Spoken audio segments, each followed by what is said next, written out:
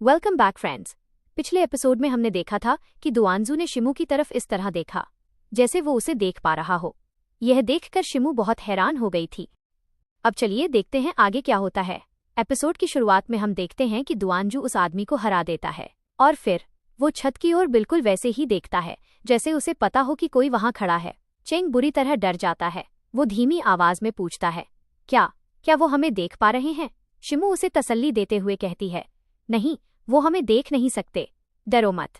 असल में दुआनजू को बस एक एहसास हुआ था कि वहां कोई है, इसीलिए उसने मुड़कर देखा, लेकिन हकीकत में वो उन्हें देख नहीं सकता था। खैर, अब दुआनजू सबके सामने एक बड़ा ऐलान करता है कि वो बहुत जल्द यूजू राज्य पर हमला करने वाले हैं। वो कहता है कि वहां का राजा बहुत निर्दयी है और उसने अपनी प्रजा को बहुत दुख दिए हैं। जब कमांडर वू सुनते हैं कि दुआनजू उनसे लड़ने वाला है तो वो दंग रह जाते हैं। दुआनजू चाहता है कि सब इस जंग में उसका साथ दें, लेकिन कमांडर वू उसे टोकते हुए कहते हैं, तुम उनका मुकाबला नहीं कर पाओगे। इस पर दुआनजू बस इतना कहता है, ये तो अब युद्ध के मैदान में ही पता चलेगा। इतना कहकर वो वहां से जाने लगता है। तभी मेंग के सिर पर कुछ सूरजमुखी के बीज गिरते हैं जिन्हें ऊपर बैठी शिमू मजे से खा रही थी। मेंग और दुआनजू दोनों हैरान होकर फिर से ऊपर देखते हैं, पर उन्हें कुछ नहीं दिखता और वो वहां से निकल जाते हैं। कुछ दिनों बाद दुआनजू अपने वादे के मुताबिक अपने राज्य के 70% सैनिकों को लेकर इंजू राज्य को फतह करने निकल पड़ता है। शिमू यह सब देख रही थी। वो काफी हैरान थी। उसे लगा कि इस खतरनाक सफर पर निकलना वाकई बड़ी हिम्मत का काम है। एक तरफ दुआन अपने सैनिकों के साथ उस जानलेवा नदी को पार कर रहा था जहां बर्फीली हवाएं और तूफान उनका रास्ता रोक रहे थे। यकीन मानिए, उस बर्फीली नदी को पार करना मौत के मुंह में जाने जैसा था। दूसरी तरफ चेंग और शिमू साथ बैठे हुए थे। चेंग बड़े ही भोलेपन से कहता है कि जब वो बड़ा होगा तो वो भी दुआन की तरह एक जांबाज योद्धा बनेगा।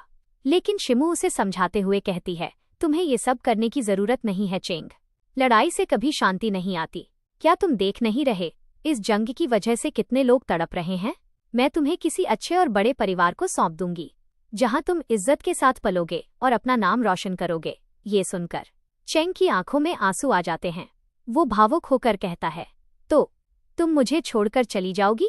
देखो, मुझे ज्यादा पैसों की जरूरत नहीं है, मैं कम खा लूंगा, पर मैं तुम्हारे साथ ही रहना चाहता हूँ। शिमू की आवाज में एक भारीपन था। वो कहती है, मैंने तुमसे पहले ही कहा था चेंग, मैं बस कुछ ही समय के लिए तुम्हारी देखभाल कर पाऊंगी। और मन ही मन वो सोचती है कि आत्माएं कभी इंसानों के साथ उम्र भर नहीं रह सकती। हमारा रास्ता और तुम्हारा रास्ता बिल्कुल अलग है। तभी चेंग उससे जिद करने लगता है, दुआन बहुत अच्छा इंसान है, तुम तो जादू जानती हो ना, प्लीज अपनी शक्तियों से उसे बचा लो। शिमू थोड़ा मुस्कुराती है, ओह, मैं तो भूल ही गई थी, इस बार तो वो पक्का मारा जाएगा और तुम चाहते हो मैं उसे बचाऊं? ठीक है। वो जोर से हंसने लगती है, पर उसके मन में कुछ और ही चल रहा था। वो सोच रही थी कि जैसे ही दुआन मरेगा वो उसकी वो खास तलवार ले लेगी और उसी तलवार से उसे अपनी 5 इंद्रियों की शक्ति वापस मिल जाएगी। वो चेंग को किसी बहाने से भुने हुए कद्दू के बीज लेने भेज देती है और जैसे ही चेंग जाता है शिमू सीधे वहां पहुंचती है जहां जंग हो रही थी। वो दूर से खड़ी होकर तबाही का वो मंजर देख रही थी। चारों तरफ लाशें बिछी हुई थीं, हजारों आत्माएं तड़प रही थीं और एक एक करके स्पिरिट लैंड में जा रही थीं। वो जगह रूहों से भर चुकी थी जिसे सिर्फ शिमू देख सकती थी। तभी वहां अचानक फेंगई प्रकट होता है। वो शिमू को दुआनजू के बारे में एक गहरा राज बताता है। वो कहता है कि दुआनजू के पास जो तलवार है वो उसे किसी इनाम में नहीं मिली, बल्कि वो उसका असली हकदार था, इसीलिए वो तलवार उसके पास है। मैंने सारे रिकॉर्ड्स खंगाले हैं और पता चला कि जब वो सिर्फ 12 साल का था तब उसे उसकी दादी के पास भेज दिया गया था। वहां उसने कुछ खास ट्रेनिंग भी ली। लेकिन मुझे एक और रहस्यमयी चीज मिली है। जब वो 19 साल का हुआ वो नांडू शहर से दाईजू की तरफ निकला, मगर रास्ते में डाकुओं ने उन पर हमला कर दिया। बहुत भयंकर लड़ाई हुई और उसके साथ के सभी लोग मारे गए। सबके सब, सिर्फ वही अकेला जिंदा बचा। और जानते हैं, वो पूरा रास्ता अकेले चलकर नांडू शहर आया और धीरे धीरे यहीं बस गया। पर एक और बात है जो बहुत अजीब है। जिस वक्त वो यहाँ आया उसी वक्त उसकी दादी की भी मौत हो गई। यानी दाईजू शहर में उन 7 सालों के दौरान वो जितने भी लोगों को जानता था वो सब मर चुके हैं। शिमू को अब शक होने लगता है। वो कहती है, इसका मतलब उस दिन डाकुओं के हमले में असली दुआनजू भी मर गया था और चूंकि ये शख्स अकेला जीवित बचा इसीलिए ये अब दुआनजू की पहचान ओढ़कर यहाँ रह रहा है। इतना सब जानने के बाद वो दुआनजू के पास जाती है। वहीं पास में बैठकर वो अपना संगीत बजाना शुरू करती है। दूसरी तरफ दुआनजू पागलों की तरह लड़ रहा था। अपने आसपास जो भी आ रहा था उसे खत्म कर रहा था। वो बुरी तरह जख्मी था, खून से लथपथ, पर वो रुक नहीं रहा था। आखिर में जब उसकी तलवार थमी, शिमू ने भी अपना संगीत बंद कर दिया। तभी दुआनजू ने अपनी तलवार आसमान की तरफ उठाई और अचानक आसमान से हजारों लाल पक्षी वहां आ पहुंचे। वो सीधे दुश्मनों पर टूट पड़े और साथ ही आसमान से आग के तीरों की बारिश होने लगी। दुश्मन पल भर में राख होने लगे। दुआनजू आसमान की तरफ देखकर चिल्लाने लगा, लाल पक्षी सबको जलाकर राख करने आए हैं। वो बार बार एक अजीब सी भाषा में ये कह रहा था, जिसे सुनते ही शिमू के होश उड़ गए। वो समझ गई कि ये प्रामाणिक चोंग भाषा है। अब उसे यकीन हो गया कि ये आदमी असली दुआनजू तो हो ही नहीं सकता। इधर हान फिर से एक लाल पक्षी के शरीर पर वही लिखा हुआ देखता है और उसका सिर चकराने लगता है। शिमू ये सब देख रही थी और मुस्कुराते हुए कह रही थी, दिन ब दिन ये खेल और भी दिलचस्प होता जा रहा है। देखते हैं ऊंट किस करवट बैठता है। अगली सुबह राज्य में खुशियों की लहर दौड़ जाती है। खबर आती है कि दुआनजू ने सुझू राज्य को जीत लिया है। चेंग खुशी के मारे दौड़कर शिमू के पास जाता है, उसे नींद से जगाता है और बाहर खींच लाता है। वहां हान एक पैगाम लेकर खड़ा था। दुआनजू ने शिमू को शुक्रिया भेजा था पिछले मौसम की सटीक जानकारी देने के लिए, और अब उसने शिमू को सुझू शहर आने का न्योता दिया है ताकि वो आगे के युद्ध में भी उसकी मदद कर सके। शिमू मन ही मन सोचती है, काफी चालाक है वो। खैर, उनकी बात मानकर दोनों गाड़ी में सुझू के लिए निकल जाते हैं। सुझू में दुआनजू वहां के बड़े व्यापारी मिस्टर लिन से मिलता है और उनका शुक्रिया अदा करता है। लेकिन रात के सन्नाटे में एक गहरी चर्चा चल रही थी। सुझू तो जीत लिया, पर अब बारी थी यूजू राज्य की, और ये काम आसान नहीं था। दुश्मन के पास 2 लाख सैनिक थे और दुआनजू के पास इतने लोग नहीं थे। सब परेशान थे, कैसे जीत पाएंगे। तभी सीमाजी उन्हें हौसला देते हैं, हमें जीतना ही होगा। 30 साल से हम इस आज़ादी का इंतजार कर रहे हैं। अब अगर पीछे हटे तो फिर कभी मौका नहीं मिलेगा। मगर रास्ते में शिमू की गाड़ी पर अचानक हमला हो जाता है। जंगल के बीचों बीच कुछ लोग उन्हें घेर लेते हैं। हान और उसके साथी जान लगा रहे थे बचाने के लिए। चेंग डर के मारे कांप रहा था। वो बार बार शिमू से मदद मांग रहा था, लेकिन शिमू हिल भी नहीं रही थी। तभी खटाक, एक तीर आकर सीधा उनकी गाड़ी में लगता है। अब शिमू को गुस्सा आता है। वो चिढ़कर सोचती है, इस दुआन की वजह से मुझे बार बार मुसीबत झेलनी पड़ रही है। वो बाहर आती है, देखती है कि चारों तरफ से उनके सैनिकों को घेर लिया गया है। हान चिल्लाकर कहता है, अंदर जाओ शिमू। लेकिन शिमू बस एक चुटकी बजाती है और अचानक पास का एक पेड़ चमकने लगता है। उसमें से अजीब सी रूहानी शक्तियां निकलने लगती हैं। शिमू वापस चुपचाप गाड़ी में जाकर बैठ जाती है और चेंग से कहती है, अब डरने की बात नहीं है, हम सुरक्षित हैं। बाहर का नज़ारा रोंगटे खड़े कर देने वाला था। उस पेड़ से निकलती शक्तियां दुश्मनों को छूते ही उन्हें पत्थर बना रही थीं। कोई बर्फ बन रहा था तो कोई वहीं ढेर हो रहा था। हान और उसके सैनिक ये जादू देखकर सन्न रह गए। चेंग को बड़ा मजा आ रहा था, क्योंकि वो जानता था उसकी बहन ने जादू किया है। हान तो इतना डर गया कि वो फौरन वहां से निकल पड़ा। अगली सुबह वो मुख्य शहर पहुंचते हैं। महल के सामने खुद दुआनजू खड़ा था। वो शिमू से पूछता है, रास्ते में कोई दिक्कत तो नहीं हुई? शिमू थोड़ा नाटक करते हुए कहती है, रास्ते में हम पर हमला हुआ था। दुआनजू हंसकर कहता है, आप वाकई बहुत खुशनसीब हैं। मैंने सुना कि वहां कोई भूतिया घटना हुई और सब दुश्मन मारे गए और आपको खरोच तक नहीं आई। शिमू कहती है, हाँ, मैं हूं ही खुशनसीब। लेकिन इतना कहते ही वो लड़खड़ा जाती है। दुआनजू उसे थाम लेता है। उसे महसूस होता है कि शिमू का शरीर तप रहा है। दुआनजू कहता है, तुम्हें तो बहुत तेज बुखार है। शिमू मासूमियत से पूछती है क्या? उसे खुद अपनी कमजोरी का एहसास नहीं था। तभी उसकी हिम्मत जवाब दे जाती है और वो वहीं बेहोश हो जाती है। जब उसे होश आता है, वो खुद को मिस्टर लिन के आलीशान महल में पाती है। चेंग उसके पास बैठा था। थोड़ी देर में दुआनजू एक डॉक्टर को लेकर आता है। डॉक्टर सवाल पूछता है, क्या सीने में दर्द है? सिर में दर्द? सांस लेने में तकलीफ? शिमू को कुछ महसूस तो नहीं हो रहा था, पर वो धीरे से कहती है, हाँ, सब कुछ थोड़ा थोड़ा हो रहा है। डॉक्टर दवा लिखकर चला जाता है और दुआनजू खुद अपने हाथों से उसके लिए दवा तैयार करके लाता है। और जब वो दवा खा रही थी, तब दुआनजू धीरे से कहता है, मेंग ने मुझे बताया था कि तुम मुझे पसंद करती हो, इसीलिए मैंने अपने इन हाथों से तुम्हारे लिए ये दवा तैयार की है ताकि तुम खुश हो सको। ये सुनते ही शिमू के पैरों तले जमीन खिसक गई। उसके मुंह से दवा बाहर निकल आती है। वो इतनी हैरान थी कि कुछ समझ ही नहीं पाई। सारी दवा दुआन के चेहरे पर जा गिरी। अब बेचारी शिमू उसे पोंछने लगती है और तभी उसका ध्यान दुआन के चेहरे पर जाता है।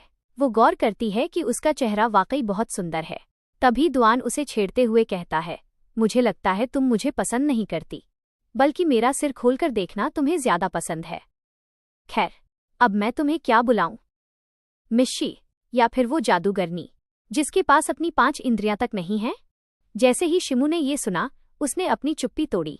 अब वो दुआनजू के बारे में जो कुछ भी जानती थी सब कह डालती है। वो पूछती है, तो फिर मैं तुम्हें क्या कहकर बुलाऊं? असली दुआनजू या फिर नकली? दुआन थोड़ा रुकता है और पूछता है, क्या तुमने मेरे बारे में रिसर्च की है? शिमू बस इतना कहती है, देखो हमारे लिए यही अच्छा होगा कि हम एक दूसरे के बारे में ज्यादा न जानें, वरना कई गहरे राज खुल जाएंगे। उनकी बातों के बीच दुआन के बचपन की एक दर्दनाक झलक दिखाई देती है। वो बच्चा जो कभी दाने दाने के लिए लड़ता था, असहाय था और लोगों के हाथों बेरहमी से पिटता था। उधर मेंग जब कैप्टन के साथ जा रही थी तो वो उसे एक दर्द निवारक मरहम देती है। वो चाहती थी कि उसके घाव जल्दी भर जाएं। बातों बातों में मेंग को पता चलता है कि दुआनजू आज शिमू के बगल वाले कमरे में ठहरने वाला है। मेंग के दिल में जलन होने लगती है। वो पूछती है, क्या वो लड़की वाकई इतनी सुंदर है? क्या दुआन उसे चाहने लगा है? कैप्टन मासूमियत से कह देता है, हाँ, सुंदर तो है। इतना सुनना था कि मेंग गुस्से में वहां से चली जाती है। तब कैप्टन को अपनी गलती का एहसास होता है और वो उसे मनाने के लिए कहता है, अरे, तुम तो उससे भी ज्यादा सुंदर हो। दरअसल कैप्टन मेंग को पसंद करता है, बस कह नहीं पाता। उस रात शिमू चोरी छिपे दुआनजू के कमरे में जाती है। वो देखती है कि दुआन बैठा बैठा मुस्कुरा रहा है। शिमू सोच में पड़ जाती है, इतने सारे लोगों का खून बहाकर आने के बाद भी कोई इतना कैसे हंस सकता है? जैसे ही वो उसके करीब जाती है, दुआन को कुछ एहसास होता है, जैसे कोई आसपास हो। वो झटके से उठता है, पर उसे शिमू दिखाई नहीं देती। शिमू वहीं खड़ी उसे गौर से देख रही थी। वो उसके शरीर पर बने पुराने जख्मों के निशानों को देखती है और सोचने लगती है कि आखिर इसके साथ हुआ क्या था। वो धीरे धीरे उसके और कपड़े हटाने लगती है। और मजेदार बात देखिए, दुआनजू डरता नहीं है, बल्कि वो हंसते हुए फौरन बिस्तर पर लेट जाता है और रजाई ओढ़ लेता है। हालांकि उस रात वो चैन से सो नहीं पाता। अब सीन बदलता है और हम पहुंचते हैं वॉइड स्पिरिटलैंड। यहाँ हमें यान के मिलता है, जो शिमू का दाहिना हाथ है। शिमू की गैर मौजूदगी में वही यहाँ की सारी जिम्मेदारियां संभालता है। वो उस रूह का पीछा कर रहा था जिसे शिमू ने सजा दी थी। वो चांग को वहां बुलाता है और उसके सामने 2 मुश्किल रास्ते रखता है। या तो वो वाइस प्रेसिडेंट बनकर यहीं रहे, या फिर उस लड़की के साथ हमेशा के लिए मिट जाए। चांग के पास कोई चारा नहीं था। भारी मन से वो उस लड़की से माफी मांगता है और अपने ही प्यार को अपने हाथों से मार देता है। उसका दर्द उसकी चीखों में साफ झलक रहा था। जाते जाते यान के बस इतना कहता है, याद रखना, ये तुम्हारी अपनी पसंद थी। अगली सुबह माहौल में तनाव था। दुआनजू और शिमू मीटिंग में जाते हैं, जहां कमांडर वू गुस्से से लाल पीले हो रहे थे। वो चिल्लाकर कहते हैं, तुमने सोचा भी कैसे कि हम 2 लाख सैनिकों को हरा देंगे? खुली आंखों से सपने देखना बंद करो। लेकिन दुआन के इरादे फौलादी थे। वो पूरे आत्मविश्वास से कहता है, मैं आज तक कभी नहीं हारा और इस बार भी नहीं हारूंगा। कमांडर वू कहते हैं कि ये सिर्फ हार जीत की बात नहीं है, यहाँ सबकी जान जाएगी। पर दुआन गारंटी देता है, अगर जीत दिलाने के लिए मुझे अपनी जान भी देनी पड़ी तो मैं पीछे नहीं हटूंगा। कमांडर वू चिढ़कर कहते हैं, जो मन में आए करो। बाहर आने पर शिमू कहती है, लगता है कमांडर को तुम पर भरोसा नहीं है।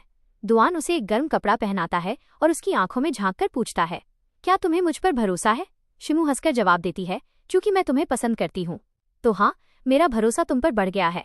वो गाड़ी में बैठकर निकल जाती है और दुआन उसे देखते हुए मन ही मन कहता है, ये सिर्फ एक बहादुर योद्धा ही नहीं, बल्कि बहुत नेक दिल इंसान भी है। कैंप के अंदर दुआन की मुलाकात हान से होती है। हान को लगता है जैसे उसने दुआन को पहले कहीं देखा है, शायद 5-6 साल पहले, जब उसके चेहरे पर वो निशान लगा था। पर दुआन मुस्कुराकर बात टाल देता है और वहां से चला जाता है। कुछ दिनों बाद शिमू का साथी यान के उससे मिलने आता है। वो बताता है कि फुसांग पेड़ में कुछ समस्या आ रही है और शिमू को अब वापस लौट आना चाहिए। शिमू नींद में डूबी हुई बस इतना कहती है, ठीक है, तुम संभालो, मैं जल्द आ जाऊंगी। लेकिन जैसे ही वो सोती है, उसे एक तेज एहसास होता है, दुआन युद्ध के मैदान में पहुंच चुका है। वहां लाशों का ढेर लगा है। शिमू तुरंत अपना शरीर त्यागती है और रूहानी रूप में मैदान में पहुंच जाती है। वो देखती है कि अनगिनत आत्माएं पेड़ की ओर जा रही हैं। वो बुदबुदाती है, इतना दबाव पेड़ सह नहीं पाएगा। तभी उसकी नजर दुआन पर पड़ती है। वो उसकी चतुराई देखकर दंग रह जाती है। वो उसके बिल्कुल सामने जाकर कहती है, देखो तो, तुम्हारी आंखों में ये मंजर कैसा दिखता है? तभी कुछ ऐसा होता है जिसकी उसे उम्मीद नहीं थी। दुआन उसकी ओर देखता है और उसका नाम लेता है। शिमू बुरी तरह चौंक जाती है। क्या तुम मुझे देख सकते हो? दुआन फिर से उसका नाम पुकारता है। शिमू को लगता है कि शायद आसमान में उड़ते कौवों को देखकर उसने अंदाजा लगाया है। वो हंसकर कहती है, अभी भी लगता है कि मैं तुम्हारी मदद करूंगी। तभी दुश्मन हमला कर देते हैं। भागते हुए शिमू एक सैनिक के शरीर के आर पार निकल जाती है और अचानक उसके अंदर से एक जादुई गेंद बाहर आती है जो चमकने लगती है।